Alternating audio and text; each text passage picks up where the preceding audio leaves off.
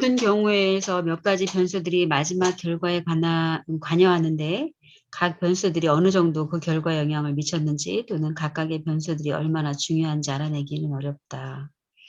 그래서 분석의 결과로 유년기 이후 자신을 괴롭히고 죄책감을 느끼게 했던 것이 무엇인지 일단 알게 되면, 즉 유년기 때 가졌던 공포의 본질인 죄책감과 불안의 내용을 알게 되면, 거세의 실제적인 가능성을 더 이상 믿지 않게 되면, 이제 성숙해져서 혼자 있어도 절망감을 느끼지 않게 되면, 그리고 그런 것들이 더 이상 위협적이지 않는다는 사실을 깨닫게 되면, 그런 깨달음들이 정신적 갈등의 변화에 얼마만큼의 영향을 미쳤는지 말할 수 있을까? 완전히는 아닐지라도 아마 상당한 영향을 미쳤을 것이다. 최종 결과에 관여한 다른 요인도 생각해 볼 수 있는데, 우리가 토의해온 사례의 경우에서는 환자가 분석을 받는 동안 남자와 몇 번 성경험을 갖게 된 것을 들 수 있다. 분석 전에는 결코 가져본 적이 없는 이런 종류의 경험이 제공해준 본능적 만족감이 그녀의 근친상간적 거세 욕구에 대한 갈등의 정도를 감소시키는데 큰 역할을 하였을 것이다. 스트레이치와 다른 몇 사람은 분석을 받는 동안 분석과 어느 정도 동일시가 이루어짐으로써 초자의 요구 및 금지의 정도가 약화되어진 요인의 중요성을 지적하고 있다. 이와 같은 요인의 상대적 중요성은 사례마다 볼 수 있다. 확실히 관찰할 수 있는 것은 타협 형성의 성격 변화이다. 이런 변화가 생기는 이유의 상대적 중요성은 오직 추론이 가능할 뿐이다. 분석을 받는 동안 방어가 없어지느냐 아니면 변화하느냐에 대한 결론은 방어가 결국 정신기능의 특정한 부류에 속하지 않는다는 것을 말해준다. 방어기제의 관점에서 방어를 생각하기 때문에, 즉 방어를 특정 부류의 정신현상의 관점에서 생각하기 때문에 그것들이 정신기능의 특정 부류가 아니라는 말에는 설명이 좀 더 필요하다. 방어라는 것은 그들의 목적 또는 그들의 기능, 즉 본능적 욕구와 자기 처벌적인 경향과 관련되어 나타나는 불안을 막거나 저지한다는 관점에서 정의될 수 있는 정신현상인 것이다. 다음 장에서 나오겠지만 방어는 또한 본능적 생활 양식 및 자기 처벌적 경향과 연관되어 발생할 수 있는 우울감을 막거나 저지하는 기능을 하기 때문에 불안이란 단어는 불쾌감이란 단어로 바뀌어야 한다는 내용을 추가할 수 있겠다. 불쾌감. 여기서 우울감이란 말은 디프레시브 에펙트라고 원문에 쓰고 있어요. 디프레시브 에펙트라는 우울한 정서. 그렇죠. 우울감, 우울한 정서라는 용어인데 정동. 여기서는 anxiety라는 용어하고 구별해서 디프레시브 에펙트, 그러니까 우울한 정서라는 이 개념을 여기서 새로 채용하고 있는 거죠. 그래서 이 두 가지를 합친 개념으로 언플레저를 쓰고 싶어 해요. 찰스 브레너가. 언플레저, 불쾌함이라는 것 속에 하나는 anxiety, 하나는 depressive affect. 그러니까 여기서 불안이라고 하는 것은 지금 무슨 일이 일어나거나 앞으로 일어날 것 같은 두려움, 어떤 일이 일어날 것이라는 것에 대한 두려움을 불안이라고 보는데, 이 우울한 정서, 여기서 디프레시브 에펙트라고 하는 것은 과거에 어떤 재앙적인 사건이 일어나 버렸어요. 그런데 그 일만 생각하면 지금도 굉장히 힘들어요. 그래서 이미 과거에 일어난 것에 대한 불쾌한 정서예요. 그래서 그건 돌아보고 싶지 않은 정서, 그건 다시 회상하고 싶지 않은 그런 정서를 디프레시브 에펙트라고, 이 두 가지를 어떤 면에서는 프로이드가 앵사이티라고 했던 것을 세분해서 이 두 가지로 나눈다면 사람들의 심리를 더 잘 이해할 수 있지 않느냐 하는 제안을 하고 있다고 보시고 따라가 보죠. 그러나 당분간은 이와 같은 정의의 확대를 보류하고 본능적 욕구와 자기 처벌적 경향으로부터 유발하는 불안을 피하기 위한 목적으로만 방어라는 용어의 뜻을 제한하기로 한다. 이러저러한 경우에 그와 같은 목적을 수행하기 위해서 사용되는 수단, 즉 방어에 가능한 수단에는 모든 자아 기능이 포함된다. 예컨대 가학적인 욕구로 인한 불안을 피하거나 최소화하기 위해 자학적인 욕구, 자아에 의하여 유발될 수 있으며 그 반대의 경우도 마찬가지다. 반동 형성에서 종종 볼 수 있듯이 사랑, 연민 및 동정이 이와 비슷하게 강화되어 나타날 수 있다. 남근 소망으로부터 국악 욕구 혹은 학문 욕구로의 방어적 전치가 때로는 퇴행적인 형태로 때로는 그렇지 않은 형태로 일어나는 것을 볼 수 있다. 지적인 활동도 방어의 목적으로 사용될 수 있다. 여기서는 아마 번역이 남근 소망, 펠릭 위시스로부터 국악 욕구 혹은 학문 욕구로의 방어적 전치, 디펜시브 디스펜스가 때로는 퇴행적인 형태로. 그러니까 퇴행적이라고 하는 것은 남근 소망으로부터 국악기적 욕구나 학문기적 욕구로 이 전치가 일어나는 경우에는 이건 퇴행적이죠. 그런데 때로는 그렇지 않은 형태로 일어나는 것을 볼 수 있다라고 하는 얘기는 여기서 원래 번역은 as well as the reverse라는 용어예요. as well as the reverse라고 하는 것은 지금 남근 소망으로부터 국악기나 학문기적인 소망으로 이렇게 가는 것은 퇴행적인데 거꾸로 학문적인 소망이나 여기서 국악기적 소망이나 학문기적 소망이 전치돼서 성애적인 것으로 나올 수도 있다. 여기서 말하자면 펠릭 위시스로 나올 수도 있다는 얘기예요. 그러니까 임상에서 일어날 수 있는 일이라는 걸 이해하시나요? 그러니까 이 번역이 조금 애매하게 됐다는 얘기예요. 이게 뒤로 갈 수도 있고 앞으로 갈 수도 있다는 얘기예요. 그러니까 잘 보시면 어린 시절에 소망이라고 이게 성애라고 표현을 하고 있지만 사실은 나르시시즘인데 그러니까 아이들 입장에서 남근기의 소망이 국악기의 소망은 뭐예요? 엄마하고 관계에서 엄마로부터 보살핌 받고 싶은 소망이지 사실은. 그리고 또 학문기의 소망은 자기가 자율적으로 뭘 하고 싶은데 간섭받지 않고 싶은 소망이죠. 그 자기 원하는 것을 얻고 싶은 소망인데 이걸 어쩌면 프로이드가 성애적으로 봤죠. 섹슈얼리티라는 개념으로 부분 성애, 어린 시절에 인펀타일 성애라고 봤는데 이런 성애가 만족되지 않았다고 한다면 저는 어떤 면에서 부모로부터의 신체적인 자극을 포함해서 돌봄을 받고 싶은 욕구, 이걸 그냥 국악기적이나 학문기적 욕구하고 연결시켜서 볼 수 있다고 보는데, 그리고 자기가 침해되지 않고 자기가 존중받고 싶은 욕구, 이런 것들이 어린 시절에 다 있죠. 그러니까 엄마로부터 충분하게 안기고 사랑받고 싶은 욕구, 그리고 엄마에게 피부적으로도 안겨서 엄마의 품속에서 엄마의 사랑을 충분하게 얻고 싶은 욕구가 있는데 이 욕구가 채워지지 않거나 또는 학문기에서 자기가 배설하는 것에 대해서는 자기가 알아서 하고 싶은데 그리고 언제 내 안에 있는 것을 배설할 것인가 말 것인가를 자기가 자율적으로 결정하고 싶은데 어느 시간에만 네 안에 있는 것을 밖으로 배출하라고 강요를 하거나 배출된 것을 아이가 지 하고 싶은 대로 하지 못하게 하고 돌보는 사람 마음대로 그걸 하는 거가 아이에게는 굉장히 치매적으로 느껴질 수 있는 거죠. 그래서 좀 제발 내버려둬, 나 하고 싶은 대로 내버려둬라는 이런 입장에 있을 수도 있는데 아이는 어떤 배변하면서 쾌감을 느낄 수도 있는데 그 배변의 쾌감을 부모가 다 인정해주지 않고 마음대로 그때그때 치매적으로 다가왔을 때는 아이는 이제 이런 것들 뭐라고 표현할지 모르지만 자기 스스로 얻고 싶은 것들이 좌절되는 경험들이죠. 이 프러스트레이션이 심할 때 이걸 프로이드는 구강기적인 성적 욕구나 그걸로 본 거죠. 아니면 학문기적 성적 욕구가 충족되지 않은 경우로 본 것 같은데 봤는데 이때 이런 구강기적 욕구나 학문기적 욕구가 채워지지 않을 때 이게 남근기적 욕구로 바뀔 수도 있다는 얘기예요. 음.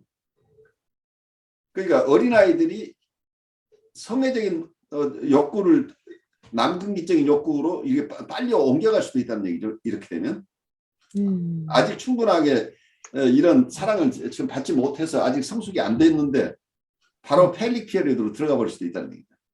그래서 겉으로 보면 굉장히 성숙한 것 같아요. 조숙한 모습이 일어나 버리죠. 그래서 이게 퇴행적으로 갈 수도 있고 앞으로 갈 수도 있는데 그게 앞으로 가는 것 자체가 이거 발달이라고 보기보다는 그거 자체의 방향은 달라졌지만 그것도 병리적인 가능성이 있죠.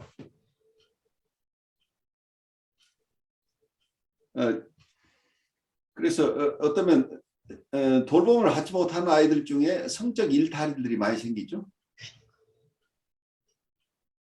그래서 어른이 됐지만 이 프리에더팔한 지점에서 아직 만족이 충분히 일어나지 않은 사람들은 굉장히 성애적으로 드러나요.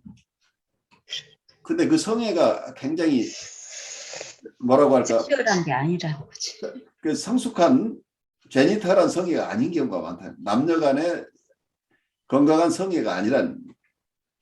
그 보통 건강한 성애는 상대방을 배려하면서 사랑을 나누는 이런 건데 이 사람들 이 섹슈얼리티는 성숙한 제니털 섹슈얼리티까지 성장한 게 아니고 대부분의 경우에 자기의 불안을 불안할 때 오히려 성적 행동들이 더 많아지죠. 불안을 덜어내는 방어 수단인 경우들도 굉장히 많은 거죠. 그리고 어떤 면은 미미하나마 관심을 받기 위해서는 유일한 방법이 성애적인 방법밖에 없다고 느끼는 환자들도 많이 있겠죠.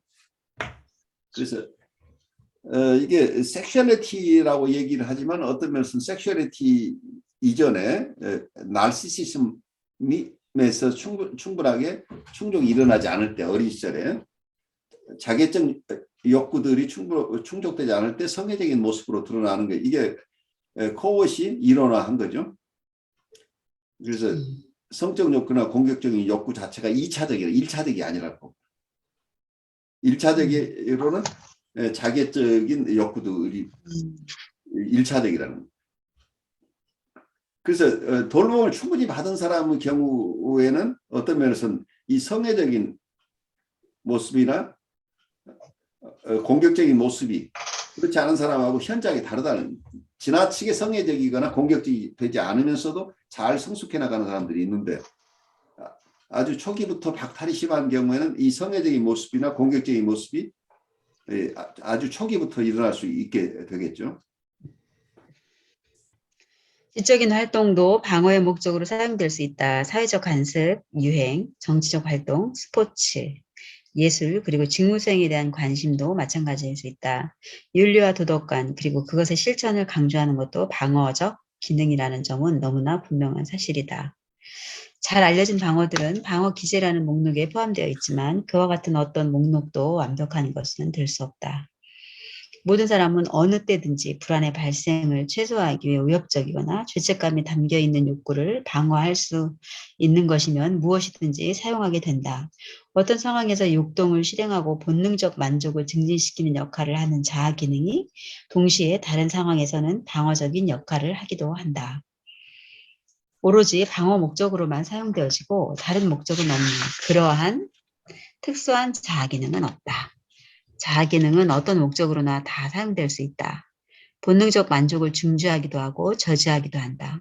초자아로부터 금주와 요구를 막기도 하고 강화시키기도 하며 심리적 의미에서 자신의 환경에 적응할 수 있도록 하기도 한다. 간결하게 이야기하면 방어라는 것은 어떤 실체가 아니며 하나의 정신 자세인 것이다. 분석 시 방어는 어떻게 될까? 없어지는가? 라고 묻는 것은 일어서면 무릎이 어떻게 되는가? 라고 묻는 것과 같다. 무릎은 방어와 마찬가지로 어떤 실체가 아니다.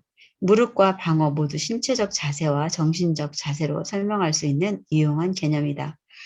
서있든 앉아있든 허벅다리는 허벅다리다. 자세에 따라 그들의 기능은 다르다. 무릎은 많은 기능 중에서 앉아있을 때 가능한 기능만을 가리킨다. 자아 기능에 있어서 동일하다. 한 경우에서는 육동 파생체들을 수행하는 기능을, 다른 경우에서는 그들에 대한 방어적 기능을 한다. 이분이 굉장히 강조하는 게 사람들이 그렇게 생각하지 않기 때문이에요. 음, 방어는 그냥 방어하면. 방어 기제라고 해서 특수한 기능이 있는 것으로 생각하는데 우리의 자아 기능이라는, 자아, 자아 일부라는 거 아니에요, 교수님? 자아 기능은 모든 경우에 네. 방어로 사용될 수 있다는 게. 음, 그리고 어떤 분이 훌륭한 연구를 하고 있어요. 그것도 방어요. 그 연구 자체가 이분의 자기 자아 실현, 자기의 욕동을 충족시키는 것일 수도 있고, 어떤 열심히 공부하는 사이에 자기 집안에서 일어나고 있는 온갖 갈등을 잊을 벗어나기 수 있어. 위한 수단으로 지금 연구만 하고 있는 사람들이 있다는 얘기예요. 음, 그러니까 이 인텔렉츄얼한 활동 자체가 욕동 충족을 위해 사용되기도 하고 어떤 사람 경우에는 이게 방어 기능으로 작용한다. 그러니까 정서를 안 만나려고 하는 거잖아요. 바로 그거라는 얘기예요. 그러니까 음, 그냥 열심히 지적 작업을 하고 있다는 것 자체만 가지고는 이게 방어다 아니다 구별이 안 된다는 거예요. 음, 우리의 모든 자아기는 그러니까 굉장히 근엄하고 도덕적인 태도를 취하는 사람이 정말 영적으로 성숙한 모습일 수도 있고 아니면 이분 자기 안에 있는 갈등을 보지 않기 위해서 굉장히 근엄한 생활을 하고 있는 사람도 있더라고요.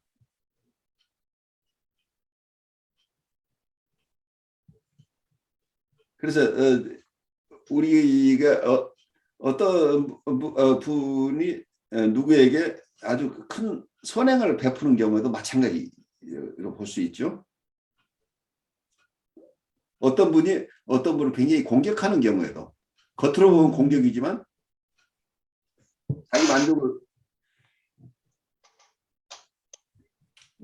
어쩌면 이분은 공격하지 않으면 견딜 수 없는 자기 갈등을 회피하기 위해서 남을 공격하는 경우도 생기죠. 방어 수단일 수도 있죠. 어떤 사람은 그게 자기 파기 본능 때문에 그 공격함으로써 큰 쾌감을 얻는 사람도 있지만 또는 이게 각각 다르다는 거예요. 그 사랑의 행위도 마찬가지고 어떤 공격적인 행위도 마찬가지고 우리의 모든 정신 기능들이 경우에 따라서는 욕동 만족을 위해서 사용되고 어떨 때는 방어 수단으로 사용된다. 그래서 동일한 정신 기능을 어느 하나로 분류할 수 있는 것이잖아요. 방어 기능이라고 해서 방어의 종류를 쭉 나열하자면 그 방어의 종류는 그냥 우리가 흔히 볼 수 있는 것을 이해시키기 위해서 하나의 목록가 있을 뿐이고 그 밖의 모든 정신활동도 다 방어로 사용된다는 것을 이해해야 됩니다.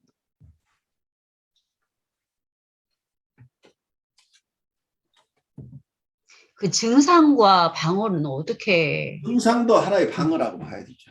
증상도요. 그리고 그 타입 음, 형성이라고 해요. 방어 음, 플러스 음, 역동 만족이에요. 그러니까 하나의 현상을 두 가지로 보시는 거예요.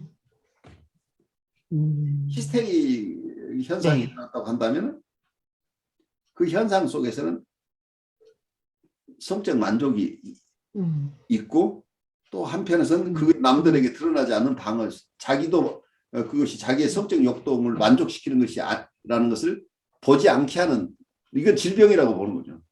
음, 자기도 속는 거잖아요. 음, 자기를 방어 기능을 하면서 또한 억압된 어떤 욕동 만족이 함께 일어나는 이런 것들이 대부분 증상으로 나오는 거죠.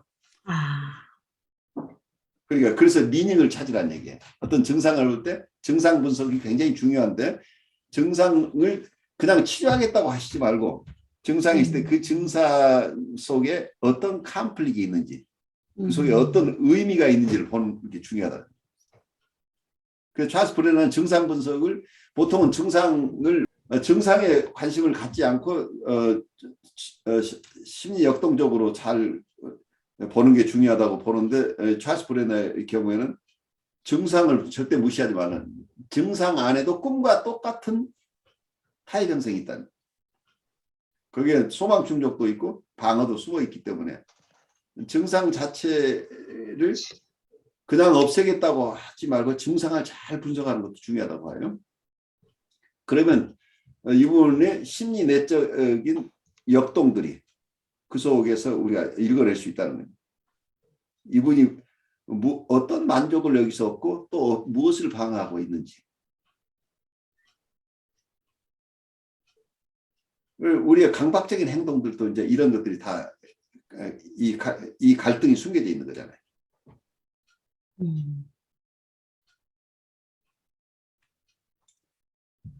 그래서 복합적으로 이번에 이론은 굉장히 중요해요. 우리가 비원이 얘기하는 양안적인 시각을 갖추는 거죠. 어떤 현상을 볼 때 이게 방어다, 역동 만족이다 하나로 보지 말고 두 가지 시선으로 보라. 이 사람은 여기서 역동 만족 양의 차이는 있지만 여기서 무언가를 얻고 있으면서 또 한편은 자기를 방어해내고 있는 이런 게 같이 있을 수 있다고 하는 거죠. 그러니까 세상에 모든 게 순금이라는 건 없어요. 순금의 형태로는 우리가 찾아내기 어렵다는 얘기. 대부분 이게 몇 프로냐의 차이죠. 그래서 방어가 몇 프로, 역동 만족이 몇 프로인가. 이제 이런 측면에서 본다면 조금 더 세밀하게 어떤 증상이나 사람들의 의사결정이나 어떤 선택이나 이런 것들을 함께 볼 필요가 있다는 얘기죠. 그리고 우리가 너무 한쪽으로 보게 되면 뭐라고 할까, 우리의 단선적인 시각은 결국 만약에 이 사람이 타협형성이라고 한다면 어느 한 면만 보기 때문에 우리가 이 사람을 잘못 볼 가능성이 생기죠. 그렇기 때문에 이 사람의 무의식 속에서는 의식적으로는 이 사람은 하나예요. 한 가지로 나오지만 의식과 무의식을 통합해서 이 사람의 인격 전체를 본다고 한다면 이분 안에 있는 어떤 역동의 만족과 또 하나는 방어라고 하는 이 두 가지가 함께 움직이고 있는데 우리는 그중에 하나만 보게 되면 결국 이 사람을 오해할 가능성이 있다. 근데 대부분의 삶에서는 그냥 오해하는 관계 속에서 살죠. 안다고 하지만 사실은 모르잖아요. 많은 경우에 우리가 몇 년씩 같이 교류하고 만나지만 어느 시점에서 보면 내가 저 사람 아는 사람이야? 라고 느낄 경우들이 많죠. 그러니까 이분들의 방어 시스템을 우리가 모르기 때문에 현상으로 나타난 것만 가지고 우리가 관계를 하기 때문에 이분을 모르는 거죠. 근데 사실 이분의 행동 속에서는 항상 이 타협형성이 일어나고 있기 때문에 이분이 어느 시점에서 지금까지 드러내지 않고 있던 것, 숨겨진 것들이 자기도 감당하지 못해서 뭔가 튀어나왔을 때는 그때는 우리가 의외의 상황에 접하는 거죠. 굉장히 협조적이고 모든 것이 긍정적이었던 사람이 어느 순간에 전혀 다른 모습으로 나타날 때 우리가 사람이 변했다고 하는데 사실 사람이 변한 게 아니고 우리가 저분을 잘 못 보고 있었다는 얘기다. 대부분. 방어 분석이라는 용어는 문헌상 그 뜻이 확고히 설정되어 있어 변화할 가능성은 적지만 갈등의 방어적 측면에 대한 분석으로 이해되어야 하겠다. 방어 분석은 갈등의 기타 역동적이고 발생론적인 측면과 분리하여 별개의 것으로 수용할 수는 없다. 분석이 진행됨에 따라 방어는 변화되지만 없어지거나 일정하고 규칙적인 방식으로 변화되는 것은 아니다. 예를 들자면 방어가 필연적으로 덜 병적이거나 덜 유아적인 것으로 되는 것은 아니다. 방어는 방어네요, 교수님. 야, 그래요. 예. 방어는 특수한 자아 기능이 아니다. 동일한 자아가 교대로 또는 동시에 욕동을 만족시키거나 방어를 하기도 하고 초자아의 요구를 받아들이기도 하며 적응할 수 있도록 해준다. 정확히 말해서 방어는 정신적 충동이나 경향을 억제하는 목적 또는 기능에 의해서만 이처럼 확인할 수 있다. 목적을 성취하기 위해 사용하는 방법에 의해서 방어를 확인하는 것은 그 사용이 편리하고 익숙하다는 장점이 있지만 모호함과 오해를 일으킬 수 있는 단점도 지니고 있다. 그래요. 우리 방어 분석에 대한 얘기가 어쩌면 여러분들에게 실제 임상이나 사람을 이해하는 데 크게 도움이 되기를 바라요. 뭐 적절한 방어를 이게 충분히 받아주고 또 이걸 담아낼 수 있는 어떤 그릇이 잘 좀 저 개인적으로 보거나 아니면 또 봤을 때 잘 좀 이렇게 계속 훈련이 되고 좀 넓혀져야 될 것 같습니다. 그래요. 네. 목회하시는 목사님 입장에서 굉장히 중요한 부분일 거예요. 왜냐하면 성도들은 모두 다 방어하고 있어요. 왜냐하면 양심에 거리낌이 없는 사람 아무도 없어요. 근데 목사님 보면 다 드러날까 봐 걱정되죠. 그래서 그 디펜시브한 것은 불가피한데 그 디펜시브한 것이 이분들이 쉐임풀하지 않게 그냥 수용해 주는 것, 그게 굉장히 중요한 역할을 할 거라는 생각이 들어요. 그래서 알면서 수용해 주는 사람이 굉장히 필요한 거죠. 그럼 우리는 보통 알면은 알려주고 싶어 해요. 그러니까요. 성도님 그렇게 하시는 게 아니죠. 이렇게 생각하고 계시는 거죠. 라고 꼭 질러면 그분은 맞네요. 귀신같이 하시네요. 라고 감탄하는 것 같지만 사실 그분은 나하고 다시 얘기 안 하게 된다는 얘기예요. 그렇게 되면. 그런 것 같습니다. 이 목사들이 가지고 있는 단점이 뭐냐? 무조건 어떻게든 답을 말해주고 려고 하는 것, 그렇죠. 설명해 주려고 하는 것. 고쳐주고 싶어 하고. 네네. 그걸 좀 참고 가만 기다리고 들으려고 하는 게 어떻게 보면 목사들한테 있어서 굉장히 부족한 것 같습니다. 저 자신을 비롯해서. 뭐, 무능하게 비춰질까봐 그런 맞습니다. 것도 네. 있는 것 같아요. 네, 그러니까 이것도 목사님은 강하겠죠. 굉장히 네. 이상화된 대상이고, 그렇죠. 이제 만능적 해결사처럼 생각하잖아요. 그러니까 그런데 실망시키고 싶지 않은 거죠. 실망시키고 싶지 않고, 그리고 이제 무능한 모습으로 있기가 그게 참 견디기 어려운 것 같아요. 상담자랑 똑같아요. 상담자도 똑같아요. 그러니까 방어 자체를 보기보다, 그러니까 방어를 분석하되 그 방어 너머에 있는 갈등을 바로 봐야 돼요. 그거예요. 갈등의 방어적인 측면을 보라는 얘기예요. 예, 그게 핵심인 것 같아요. 그게 핵심이에요. 그러니까 방어만 예. 보지 말아요. 방어는 그것만 봐가지고 해결되는 게 아니고 어떤 갈등 구조 때문에 이분이 방어하고 있는가. 그래야 공감이 일어나고 공감을 넘어서 이분에 대한 연민의 정이 생길 수 있다는 거예요. 이 무의식의 세계, 갈등의 세계를 우리가 진지하게 받아들이지 않는다고 한다면 저 엉뚱한 짓 하는 사람을 내가 공감해 줄 수도 없고 그걸 동정할 수도 없고 연민의 정을 느낄 수도 없어요. 인간이 어떻게 그럴 수가 있어. 라는 이런 정서밖에 우리가 얻지 못하기 때문에 진정한 공감이 일어나지 않는다는. 그래서 이분들의 방어까지를 볼 때 연약함을 우리가 보는 거죠. 그래서 인간의 연약함을 우리가 수용해낼 수 있어야 합니다. 왜 강하지 못하냐고 우리가 우격다짐하면 안 된다는 얘기예요. 우리 모두 약한 존재라는 그 약함을 받아줄 수 있는 분들이 필요한 거죠.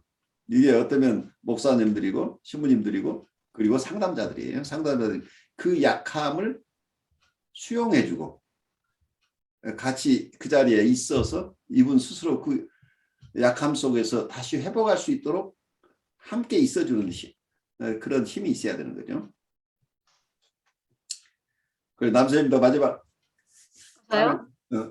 굉장히 큰 인사이트를 받았어요. 배웠어요. 뭐냐면 이제 너 즐거운 일이 뭐 있어? 한번 얘기해 줄 수 있어? 그랬더니 이제 주절주절 얘기를 하더라고요.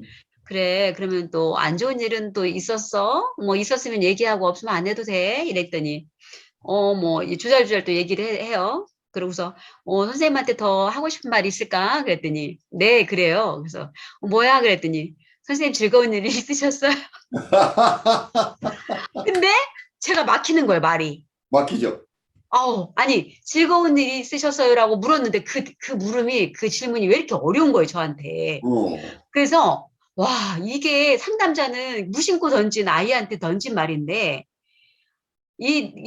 그 질문에 대해 답하기가 굉장히 힘들었겠구나. 바로 그거죠. 그거를 제가 알았어요. 그래서 제가 그걸 배웠어요. 와, 그래서, 야, 진짜 이게 너무 쉽게 던진 이런 말들이 상담자로서 이렇게 던지는 말들이 굉장히 당연하고, 그에 맞게, 빨리빨리 이야기를 해줄 수 있을 것 같고, 그런데 막상 제가 그 질문을 받아보니까, 일주일 동안 내가 즐거운 일이 뭐가 있었지? 막 생각하게 되고 막 이게 돌아가는데 너무 어렵더라고요. 야, 그래서 이 상담자의 자리에서 진짜 칼을 휘두르기가 정말 쉽겠구나. 라는 생각을 했어요. 우리가 현대정신분석에서 이고 오리엔티드 퀘스천 혹은 대상을 향한 질문, 오브젝트 오리엔티드 퀘스천 그렇게 배워도 우리가 실감이 안 돼요. 근데 아주 좋은 체험을 하신 거죠. 그러니까요. 진짜. 진짜 2학년짜리였던 실제적으로 거 있어요. 체득하셨네요. 완전히 네. 체득하신 거죠. 네. 그러니까 우리는 그냥 무심코 이분들에게 한두 마디 던지지만 그분들에게는 얼마나 큰 질문인지를 그렇죠. 모르는 거죠. 맞아. 특히 어떤 사람은 세상에 하나도 즐거운 게 없는데 오늘 즐거운 체험이 뭐였어요? 물은다면 뭐라고 할까? 그죠.